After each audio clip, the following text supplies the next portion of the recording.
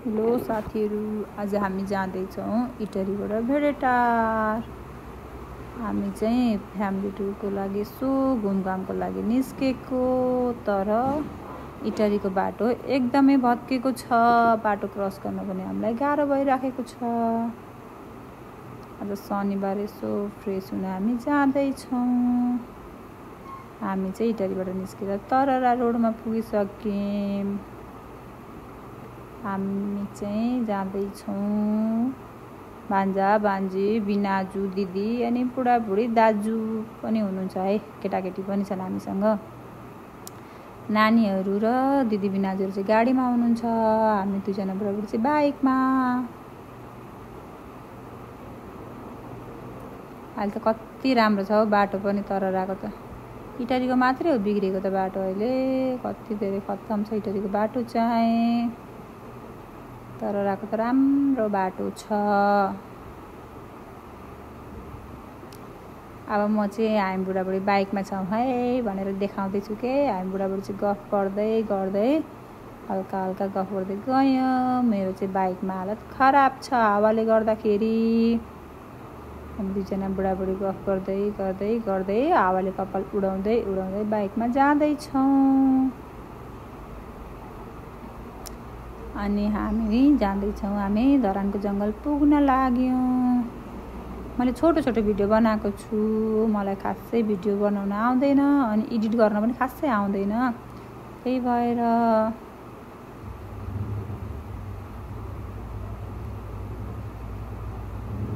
हामी अहिले धरानको जङ्गल पुग्यौँ।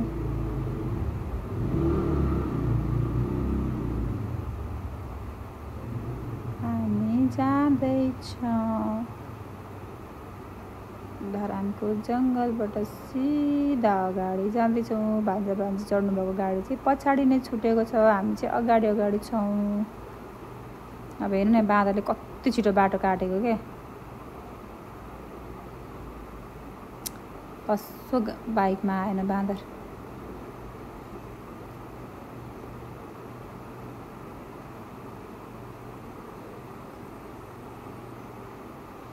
हामी जाँदैछौँ। हामी चाहिँ शनि मन्दिर पुग्न लागेको छौँ। धरानको बाटो चाहिँ एकदम राम्रो जङ्गलको बाटो छ। बाटो पनि सफा। अब हामी आइपुग्यौँ शनि मन्दिर। शनि मन्दिर कति धेरै भिड छ हौ। आज शनिबार भएर होला, धेरै नै भिड रहेछ। हामी शनि मन्दिर क्रस भएर अगाडिको बाटोमा आइपुग्यौँ। अब पालो धरानको। हामी धरान पनि पुग्यौँ। मैले भिडियो चाहिँ छोटो छोटो छोटो छोटो गर्दै बनाएको छु कि। मलाई बाइकमा धेरै भिडियो बनाउन डर लाग्छ। त्यही भएर बाइक चढ्दाखेरि म धेरै फोनहरू युज गर्दिनँ। अलिअलि मात्रै छोटो छोटो क्लिप लिएर जोडेर बनाएको भिडियो यो चाहिँ।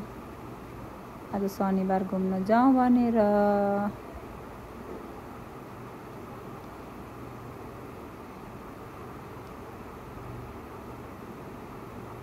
बुढाबुढी मात्रै गफ गर्दै गर्दै भिडियो खिच्दै बाइकमा। यो चाहिँ धरान बजार हो। धरान बजारभित्र चाहिँ अलिक सानो सानो बाटो छ, तर जेस वान वे बाटो छ, राम्रो छ बाटो चाहिँ।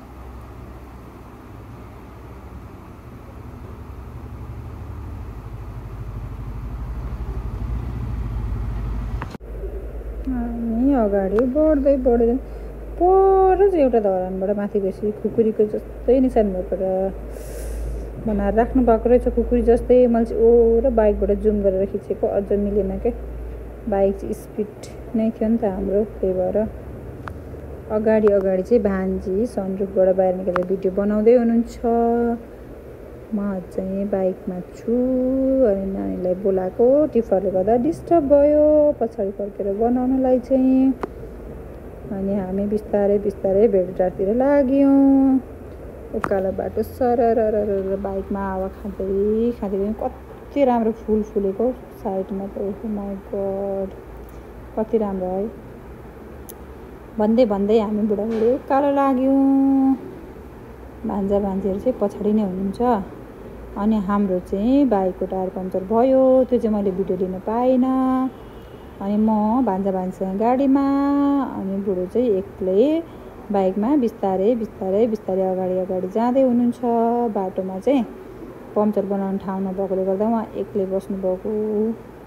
भेटार जाँदाखेरि चाहिँ बाटोमा बाइक टायर पम्चर भयो भने चाहिँ साह्रै गाह्रो छ हौ। बाइकको त बरु बिस्तारै लगिएला अरे एक्लै त, गाडीको त साह्रै गाह्रो हुन्छ नि। कस्तो गाह्रो छ हेर्नु त, मेरो बुढोले एक्लै सबै बाइकले छोडेर अगाडि गइसक्यो, बिस्तारै लाँदै हुनुहुन्छ। म चाहिँ भाइ सबर गर्दै पछाडि गाडीमा छु, गाडीबाट भिडियो बनाएको।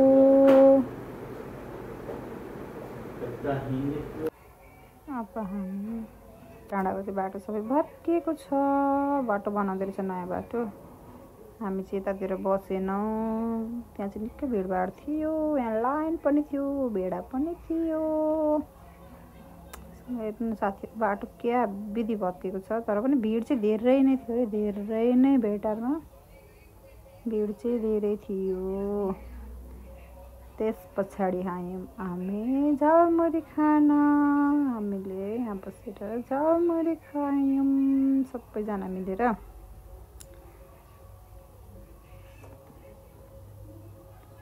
त्यस पछाडि मटका चिया, हाम्रो दिदी भिनाजु अनि मैले चाहिँ मटका चिया खायौँ। त्यस पछाडि दिदी भिनाजु म फोटो खिचिदिन्छु ल भन्दै मैले चाहिँ भिडियो बनाइदिएको दुईजनाको। भिनाजु फोनमा बिजी हुनुहुन्थ्यो। त्यस पछाडि दिदीले आउनु न हौ भिडियो खिचौँ भन्दै हुन्थ्यो भिनाजुलाई। भिनाजु चाहिँ मान्नु नै भएको थिएन, लजाइराख्नु भएको थियो। अनि मैले भिनाजु खिच्नु न हौ, खिच्नु एउटा भिडियो खिच्नु त भने पछाडि भिनाजु पनि आउनुभयो भिडियो खिच्नलाई। बल्ल मान्नुभएको, मान्नु नै भएको थिएन। हाम्रो भिनाजु चाहिँ भिडियो फोटो धेरै खिच्न मन पराउनुहुन्न। सबै फकाउँदा दिदी भिनाजुको भिडियो पनि बन्यो, दिदीले टिकटकमा हाल्छु भन्दै हुनुहुन्थ्यो। उहाँ चाहिँ मेरो दिदी भिनाजु।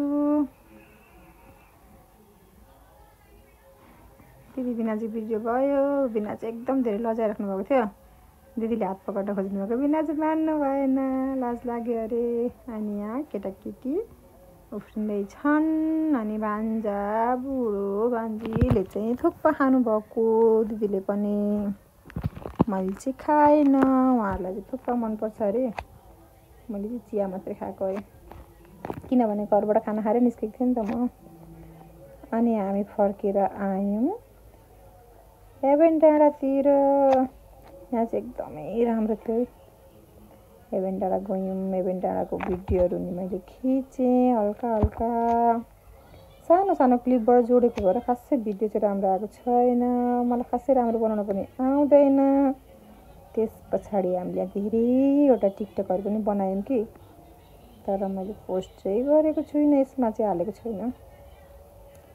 अनि फर्किँदा भान्जी उकालो चढ्न नसकेर हिँड्दै बिस्तारै आउँदै हुनुहुन्छ।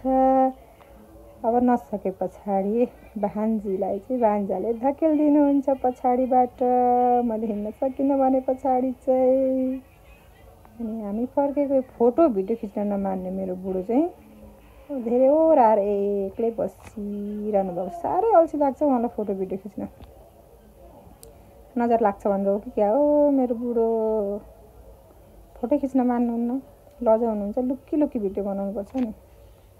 त्यस पछाडि हामी फर्किँदैछौँ, एकदम धेरै गर्मी थियो। अनि हामी फर्किँदा साँझ पनि परिसकेको थियो।